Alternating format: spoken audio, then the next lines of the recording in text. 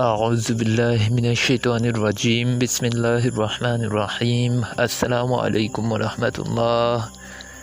আমির টিভির পক্ষ থেকে সকলকে জানাই মোবারকবাদ, ওয়েলকাম।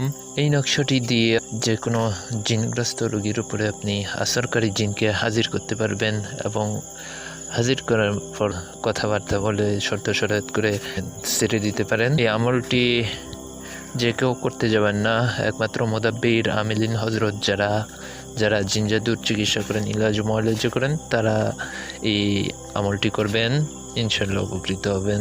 আওয়াম কেউ এই আমলটি করবেন না। এই নকশাটি যে কোনো সময় দেখতে পারেন, কোনো অসুবিধা নেই। এই নকশাটি লেখার পরে আপনি সুন্দর করে একটি কবজ নেবেন। কবজের ভিতরে আপনি নকশাটি দিয়ে মুখ বন্ধ করে দিবেন। তো এবার এই কবজটি আপনি যত্ন সহকারে রেখে দিবেন।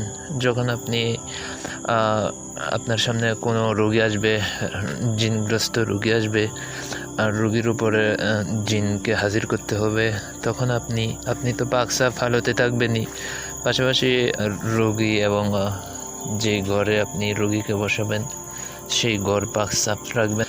রোগীকে কিবলামুখীভাবে বসাবেন। আপনি এরকম একটি কামরায় বসাবেন যেখানে শোরগোল নাই, অন্ততপক্ষে লোকজনের সমাগম এতটা না, ঠিক আছে। আপনি রোগী আর রোগীর সাথে একজন রেখে দিবেন।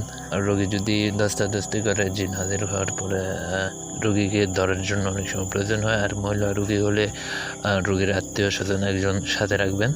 তারপর আপনি তাবিজটি রোগীর ডান হাতের মুঠোর মধ্যে দিয়ে দিবেন, ঠিক আছে। ডান হাতের মধ্যে দিবেন, রোগী এটা মুষ্টিবদ্ধ করে রাখবে।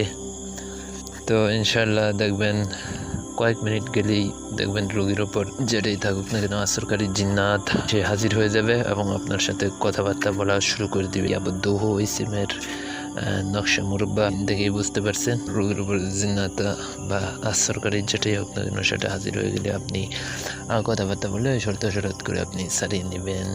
তারপর আপনি এই তাবিজটি রোগীর হাত থেকে এনে রেখে দিবেন।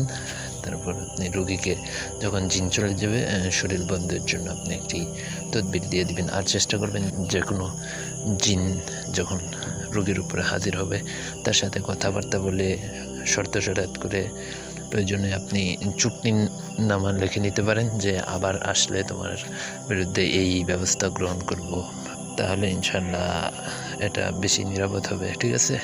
আর প্রথমেই আপনি শাস্তি দিয়ে বা জ্বালিয়ে দেওয়া এই ধরনের কাজ করবেন না, যথাসম্ভব চেষ্টা করবেন জিনকে শাস্তি না দেওয়ার জন্য।